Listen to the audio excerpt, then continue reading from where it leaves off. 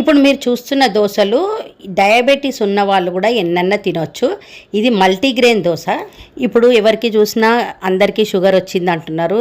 ఏ తినాలన్నా ఆలోచించి తినాల్సి వస్తుంది కదా. అయితే దోశలు తినాలనిపిస్తే దోశలు ఏమవుతుందంటే ఎక్కువగా బియ్యం ఉంటాయి, పప్పు తక్కువగా ఉంటుంది.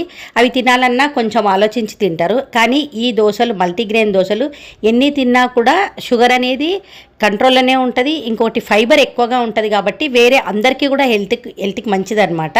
అయితే ఈ దోశలు తయారు చేసుకోవడానికి మనము రాగులు, జొన్నలు, ఇంకా కొర్రలు కానీ మిల్లెట్స్లో సామలు, కొర్రలు, ఊదలు ఏదన్నా వాడుకోవచ్చు. పప్పు, మినపప్పు కూడా వేసుకుంటాము. ఇంకా కావాలంటే గోధుమలు వేసుకోవచ్చు. అయితే ఇవి ఎంతెంత క్వాంటిటీ వేసుకోవాలి, ఈ దోశలు, ఈ పప్పులు ఇవన్నీ కూడా, ఈ గ్రెయిన్స్ అన్నీ కూడా ఎన్ని గంటలు నానబెట్టుకోవాలి, ఈ ఫుల్ వీడియో అనేది డీటెయిల్గా చూడాలనుకుంటే మన ఛానల్ నేమ్ కింద ఫుల్ వీడియో ఉంది. ఒకసారి ఆ లింక్ ఓపెన్ చేసి ఫుల్ వీడియో చెక్ చేయండి. మీరు కూడా హెల్తీగా ఉండే ఈ దోశలను ట్రై చేయండి. ఈ పిండితో దోశలు ఒక్కటే కాదు, గుంత పొంగనాలు కూడా వేసుకోవచ్చు.